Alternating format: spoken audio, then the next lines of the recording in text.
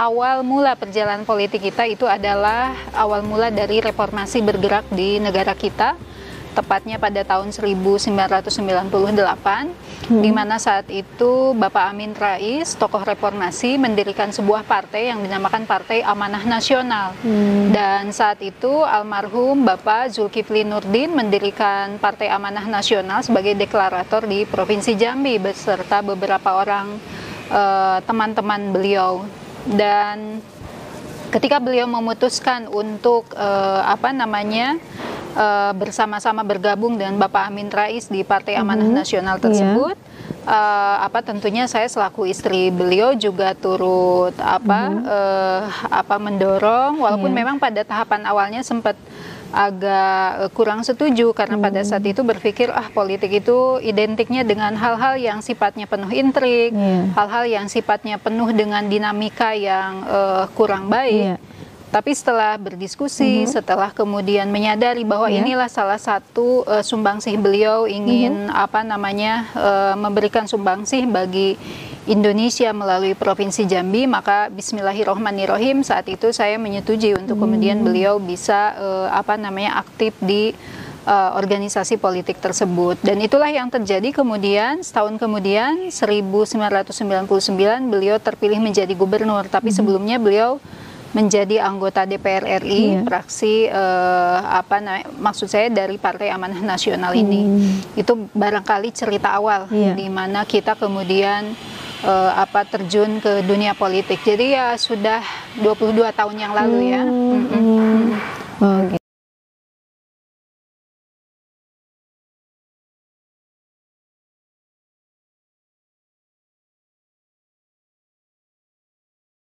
Alhamdulillah pada tahun 2009 saya terpilih menjadi anggota DPR RI dengan suara terbanyak di antara teman-teman di Partai Amanah Nasional. Dan saat itu saya ditempatkan di Komisi 8. Komisi 8 adalah menangani tentang persoalan perempuan, anak, sosial, agama, sehingga pada saat itu pekerjaan kita fokus kepada masalah penanganan hukum, persoalan anak, persoalan sosial, persoalan perempuan, dan ini lebih ke arah komisi ini lebih mengarah kepada bagaimana menangani persoalan-persoalan yang mungkin bagi sebagian orang ini tidak menarik. Tapi sesungguhnya kita di situ bisa melihat banyak sekali persoalan-persoalan yang sangat butuh sentuhan oleh para politisi kita, karena itu adalah sebagai salah satu substansi persoalan di bangsa kita, bangsa Indonesia. Dan saya selama di sana itu selama hampir 1 tahun, karena kebetulan sebelum 1 tahun itu dipindahkan ke Komisi 2, tapi saat itu saya sendiri sudah resign dari DPR RI tersebut.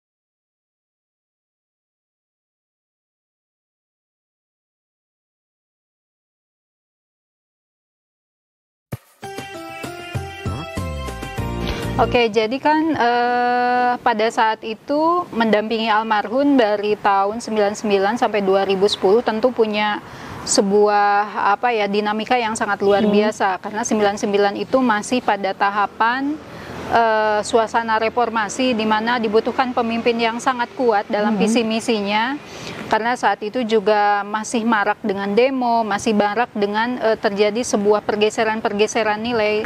Masyarakat yang biasanya hanya diam saja kemudian berubah menjadi masyarakat yang sangat proaktif, mahasiswa yang sangat proaktif menyuarakan menyuarakan aspirasinya, sehingga pada saat itu juga saya selaku istri dari almarhum Bapak Zulkifli Nurdin juga harus ikut aktif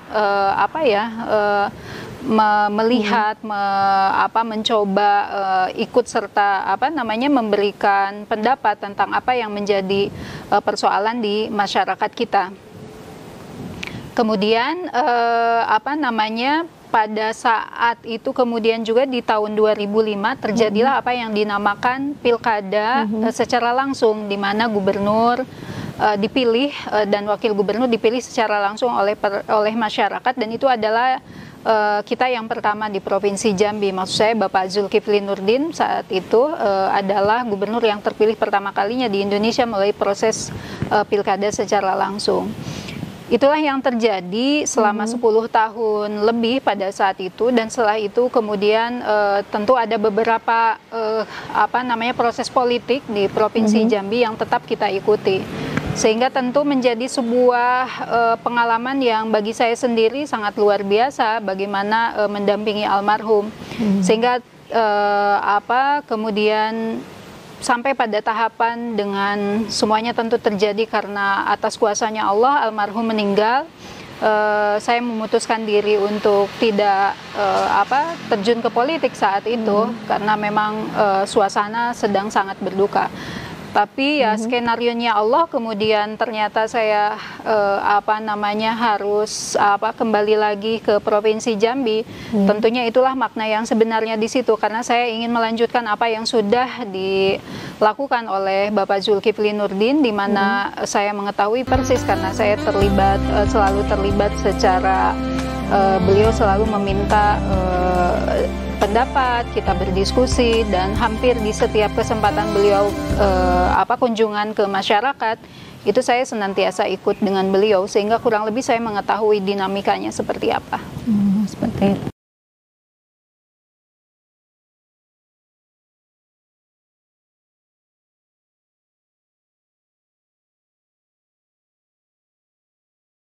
Hal yang mendorong tentunya adalah yang pertama bahwa apa yang telah dilakukan oleh almarhum selama di Provinsi Jambi, saya tahu persis bagaimana keberpihakan almarhum kepada perekonomian masyarakat, bagaimana almarhum menginginkan agar kesejahteraan itu diperoleh oleh semua lapisan masyarakat, sehingga program-program yang dilakukan adalah program-program ekonomi kerakyatan.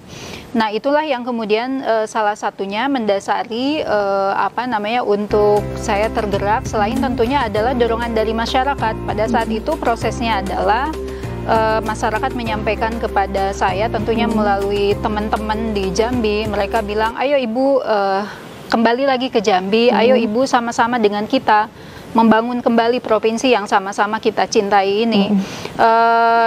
Pada proses awalnya saya sempat menidakkan, karena saya bilang tidak usah, saya merasa pada saat itu mungkin masih dalam suasana berkabung, saya tidak terpikir untuk ke arah sana. Tapi seiring waktu, kemudian tentunya atas izin yang maha kuasa, kemudian teman-teman bilang, Ibu coba dipikirkan semua itu, karena dorongan dari masyarakat sangat luar biasa, meminta Ibu untuk kembali lagi ke Jambi, meneruskan apa yang sudah dilakukan oleh almarhum Bapak Zulkifli Nurdin.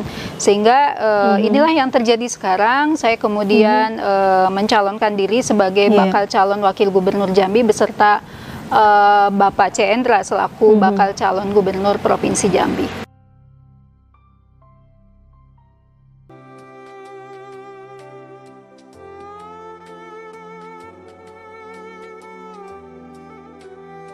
Visi misinya kurang lebih sama dengan apa yang sudah almarhum Bapak Zulkifli lakukan, yaitu bagaimana ingin meningkatkan taraf hidup, meningkatkan kesejahteraan masyarakat Provinsi Jambi secara adil, merata, dan tentunya Provinsi Jambi tidak hanya menjadi sebuah provinsi yang ekonominya maju secara merata, tapi juga adalah bagaimana berada dalam ridhonya Allah Subhanahu wa Ta'ala. Jadi proses yang harus dilakukan dalam sebuah proses pembangunan adalah proses yang berkeadilan untuk semua. Tidak boleh ada masyarakat yang lebih diuntungkan dari yang lainnya. Jadi semua harus sama di depan, semua harus di depan hukum, di depan akses pembangunan. Jadi diharapkan percepatan perekonomian itu bisa lebih cepat dirasakan oleh seluruh lapisan masyarakat.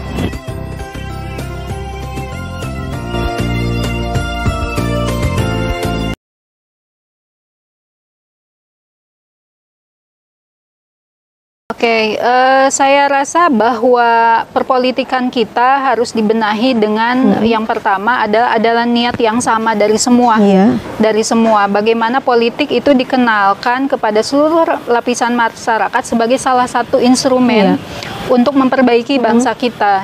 Politik itu harus dikenalkan sebagai sebuah alat bagaimana agar kesejahteraan bangsa kita lebih cepat diraih. Selama ini orang cenderung tidak suka politik karena yang ditampilkan selalu huru-hara, orang yang berbeda pendapat tapi dengan cara yang tidak baik.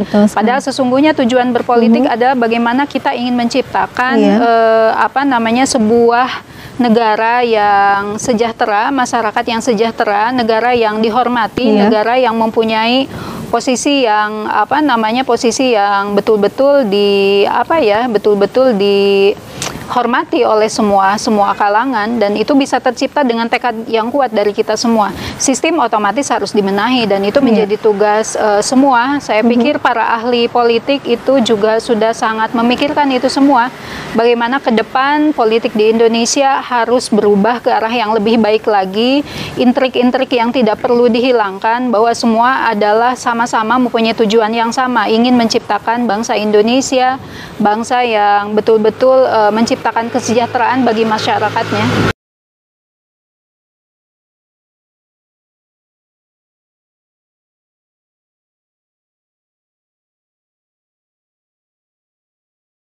Balik lagi ke komitmen kita ya, Sofi. Kalau kita memang ingin berkomitmen di dunia apapun itu, tidak hanya politik, bisnis, maupun yang lainnya, kita kembalikan ke komitmen kita. Apakah kita serius atau tidak? Karena begitu kita serius, hambatan apapun itu bisa tidak membuat kita surut ke belakang, tapi justru membuat kita merasa tertantang untuk berada di jalur tersebut. Apapun itu pasti ada tantangannya. Tidak mungkin sebuah masalah itu tidak ada tantangan, tapi itu semua adalah untuk bagaimana menjadikan kita lebih kuat lagi. Itu adalah untuk mengasah kita agar menjadi pribadi yang lebih baik lagi.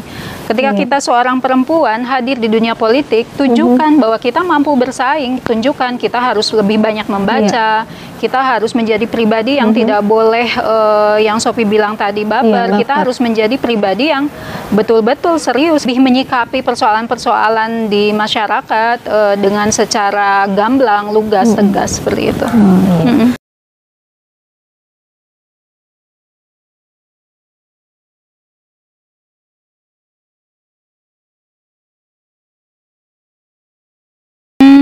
Terus terang sih saya tidak pernah memikirkan bahwa saya akan menjadi pencetak sejarah karena perempuan pertama yang ikut di kontestasi Pilkada Provinsi Jambi. Yang saya pikirkan saat ini adalah murni bahwa saya ingin mengabdi kepada Provinsi Jambi, dan tentunya harapan selanjutnya bahwa saya ingin mendapatkan ridho dari Allah Subhanahu wa Ta'ala melalui proses ini, sehingga bahwa kemudian orang menganalisanya bahwa ini adalah sebagai salah satu bentuk sumbangsi seorang perempuan dalam kontestasi politik. Saya pikir itu adalah yang terlihat dari sudut pandang gendernya.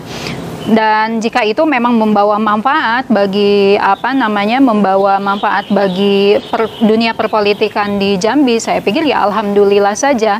Tapi terus terang saya tidak melihat bahwa di sini ada perempuan, ada laki-laki, tapi saya justru lebih kembali lagi kepada niat saya ingin bagaimana memberikan sumbangsi untuk Provinsi Jambi, karena selama ini pun apa yang saya lakukan saya tidak pernah memikirkan itu laki-laki dan perempuan, karena laki-laki dan perempuan juga adalah memiliki tugas yang sama, kewajiban yang sama. Jadi ya semua berjalan secara alami saja.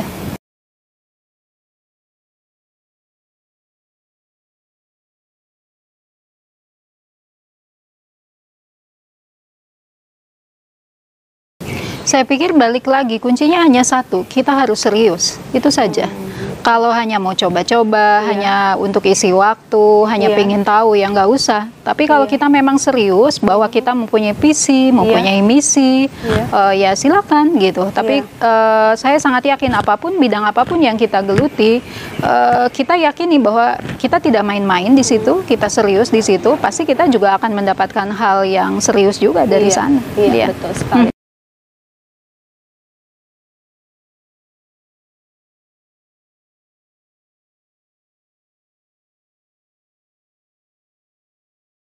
Saya melihat karena mungkin saya tidaklah terlalu lama dibanding yang lain. Saya kan baru mulai dari tahun 98.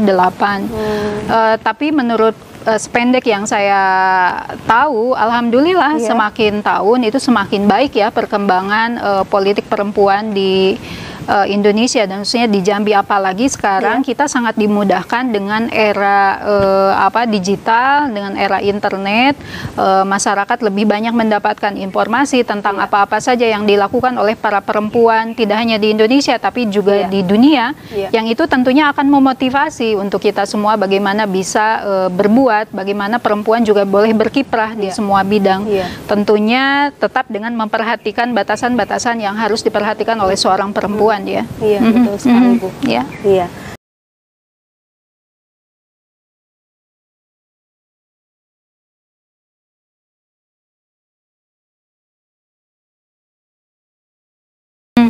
Alhamdulillah pada saat saya di Provinsi Jambi, tentunya ketika saat Bapak menjadi Gubernur Provinsi Jambi, saya selaku istri itu ex officio selaku Ketua Tim Penggerak PKK Provinsi Jambi, Ketua Dekranasda Provinsi Jambi atau Dewan Kerajinan Nasional Daerah Provinsi Jambi. Alhamdulillah ada beberapa capaian nasional maupun internasional yang kita raih. Misalnya di di tim penggerak PKK, alhamdulillah pada saat itu kita 3 tahun berturut-turut menjadi juara nasional untuk berbagai bidang, seperti lomba posyandu, kemudian juga ada lomba lingkungan bersih sehat, ada lomba perilaku hidup bersih sehat.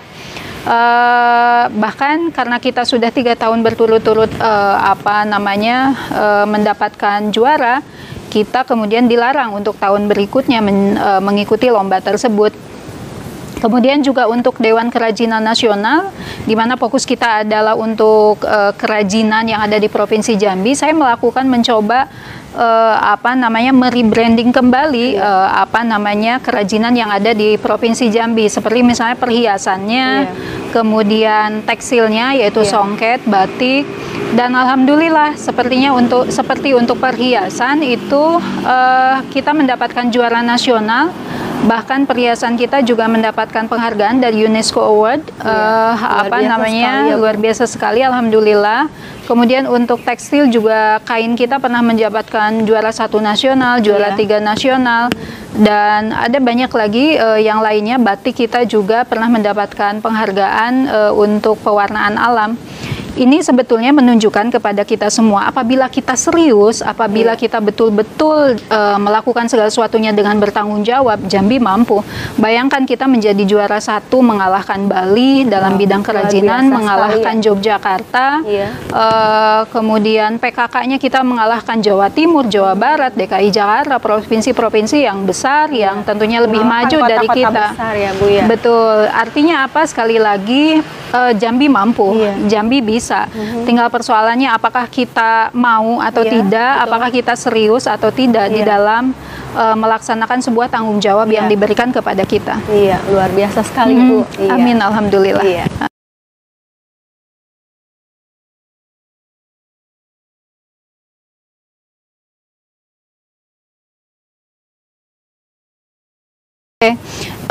Saya pikir kunci kita untuk segera terbebas dari, ya bukan terbebas, artinya saya rasa virus ini akan selalu ada. Tapi bagaimana kita kemudian bisa segera melaluinya, ada pertama masyarakatnya sendiri harus disiplin. Disiplin jaga jarak, disiplin cuci tangan, disiplin memakai masker, seperti apa yang pemerintah sampaikan. Dan jika tidak perlu untuk sebuah kegiatan, tidak usah keluar rumah, cukup berada di rumah. Kemudian juga pemerintahnya juga harus tegas, pemerintahnya harus betul-betul mewarning, memberikan sanksi kepada masyarakat apabila masyarakatnya memang tidak mematuhi protokol kesehatan yang sudah ditetapkan oleh pemerintah. Jadi antara rakyat, masyarakat dengan pemerintah itu saling dibutuhkan pengertian yang sangat kuat. Makanya di sini diharapkan semua lapisan masyarakat itu mempunyai sebuah tanggung jawab moral. Jadi tidak hanya pemerintahnya saja, tapi masyarakatnya juga ikut merasa memiliki untuk kembali agar Indonesia ini bisa kembali terbebas dari COVID-19.